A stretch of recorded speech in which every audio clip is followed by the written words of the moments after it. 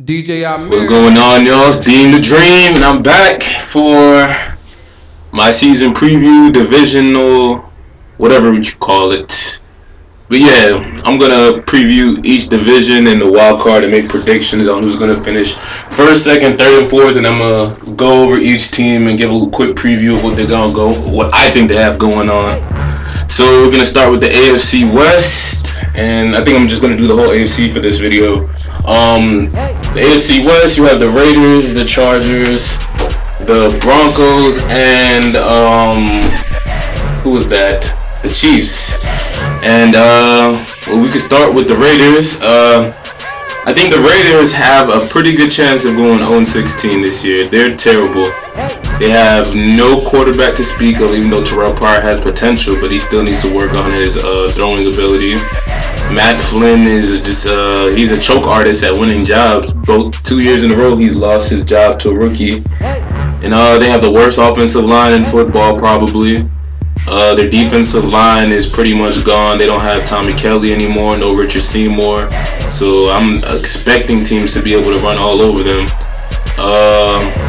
Linebackers, they don't have good linebackers. Their secondary is just unbearably bad. I mean, now they did draft a corner and they signed Charles Woodson and they have Tavon Branch. Those are three pieces. But like I said, in this league, you have to have a deep team in the secondary and definitely up front, and that's something they don't have. So, I mean, their season, there's no potential for their season, I guess. I mean, the maximum potential for them is probably go 1-2. I mean, not 1-2. Win 1 or 2 games. So, yeah, that's the Raiders. Now the Broncos. I see them going maybe 10-6, 11-5 if everything works out. Now Von Miller, I think, is suspended for 6 games, so that's gonna hurt them, and they're gonna need pass rush. They don't have Ellis Dumerville anymore. So I guess Sean Phillips is supposed to pick up where Ellis Dumerville was, but there's no one there to replace Von Miller. So that's going to be a big issue for them on defense. Champ Bailey is going to miss the first game tonight against the Ravens, but they did pick up Cromartie, and I think they have Quentin Jammer. And I mean, they had a couple other young corners. I can't think of their names off the top of my head that were pretty good last year. Forgot his name, but I think it's Chris Harris. And I mean, the linebackers are pretty good. Wesley Woodyard is one of the best coverage linebackers in the league, and he's not great at shedding blocks, but he's good at avoiding blocks, and he's a solid tackler. And yeah, to the offensive side, they still have Peyton Manning, obviously.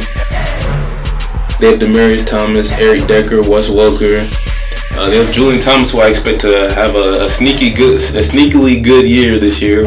He's sneaking somewhere between 50 and 65 catches. He's athletic, him being a former college basketball player. So that's a threat that could be there. Who else? Anything else to speak of? No, that's pretty much it. Oh, the running game. Ronnie Hillman. Not a big fan. He fumbles too much for me, but he's explosive. O'Shawn Marino is a bust, but he's good in pass protection on third down. They drafted a rookie, Monte Ball, from Wisconsin, but I don't know if he's ready yet. I mean, based on what I saw preseason, I wasn't too impressed. And they still have Lance Ball from last year, and he's nothing to talk about. So, yeah, that's it with the Broncos. Like I said, I expect them to go probably 10-5. I mean, 11-5 or 10-6. I don't expect another 13-3 year. That's highly unlikely. And now I'll go to the Chargers. I think they're another one of those teams that's going to be unbearably bad this year too. Ryan Matthews is always hurt. Phillip Rivers is falling off, but I think that's more so to him not having any weapons. Antonio Gates is falling off a cliff. Malcolm Floyd. Michael Floyd is actually solid, but you need a threat on the opposite side to release some of that double coverage and at least give him the occasional one-on-one opportunity. Defensively, they lost Quentin Jammer. Antoine Cason is good, but they need a lot of help in the secondary. And when I say a lot, I mean a lot. I don't know what they're going to do this year. Eric Weddle's solid, probably one of the 5 best safeties in the league. So I mean, I don't know what the Chargers plan on doing this year, but I don't expect them to be so good. And matter of fact, they don't have Antoine Cason anymore because I think he's on the Cardinals now. On the Cardinals? Yeah, I think he got signed by the Cardinals. So they don't have Antoine Cason. So I don't know what their secondary is looking like, and that's not a good look. So they're probably going to be a 5 or 6 win team, maybe even sneaking 7 or 8 games just because Phillip Rivers. But I highly doubt that's going to happen. So yeah, now the Chiefs, and I think the Chiefs are actually going to win the division. I expect the Chiefs to be around the same as the Broncos. They're going to go head-to-head battling it out. 10-6, 11-5, somewhere around there. Really all depends on what happens between them two when they match up. The Chiefs were terrible last year, but they made a big upgrade at quarterback, signing Alex Smith, or trading for Alex Smith. Jamal Charles is back healthy. He was healthy last year, but he didn't play every game. He ran for 1,500 yards still. I expect somewhere around that. Now they have Andy Reid as a coach, and they're going to use a lot of Jamal Charles in the slot and splitting them out wide, kind of like how they used Brian Westbrook back in the day when Andy Reid was the coach of the Eagles, and Jamal Charles is, I think, exponentially more talented than Brian Westbrook. They have Dwayne Bowe on the outside. Now, their tight ends are not anything to speak of, but I think the way Alex Smith is, he's a check down quarterback. He doesn't take too many chances. I think he'll find some way to utilize his tight end in the short area game. The defense is solid. They got Tamba Lee. They have Brandon Flowers. They got Sean Smith on the other side. Derek Johnson's a Pro Bowl linebacker. Justin Houston's the up-and-coming linebacker. They drafted a defensive lineman last year, but I think he's going to bust out. He was just one of those workout warriors. I think Dontari Poe, he ran like a 4.8 at 320 pounds.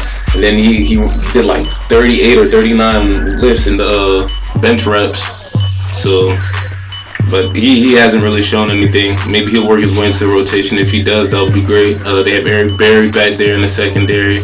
But I like their linebacking core with Tom Bahali and Justin Houston and Derek Johnson. Those are 3 great players. And I think that's a big key in whether they can make some noise in that division this year. And I think they probably will make some noise. They have another guy I'd say to watch out for is Nile Davis. If he could get over his fumbling problems and also improve in pass protection, he could be a solid backup running back. And maybe they'll use him and Jamal Charles at the same time and split out Jamal Charles all wide and have Nile Davis in the backfield. But that's a lot of speed and athleticism to have on the field at the same time. And they're going to have to be creative considering they don't have too many receiving threats outside of Dwayne Bowe. I think they did sign Donnie Avery. Did they sign Donnie Avery? Yeah, I think they signed Donnie Avery. Donnie Avery is a big-time speed threat. I don't know if you guys watched him last year with the Colts or his first couple of years with the Rams. But he's explosive. He has legit 4.3 speed. And I mean, if somebody could take the top off the defense, that's a big-time thing. It's going to give Jamal Charles more room to run. And the coverage is going to roll to his side a little bit more, freeing up Dwayne Bowe, and that's going to make decisions easier for Alex Smith. So having a speed threat is always important to an offense, and they have Dexter McCluster too, who's probably going to end up being their slot receiver, even though he's very injury prone. But we'll see how that works out this year. But I have a feeling that the Chiefs are going to win the division, and right now that's my pick to win the AFC West. Now I did say I was going to do this all in separate videos, but I think this is right now 6-7 minutes.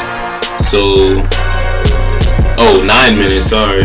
So I think I'm just gonna split this up and do maybe 4 or 5 different videos for the AFC. And yeah, that's it. That's the AFC West preview, and I'm out. I'll see you guys later.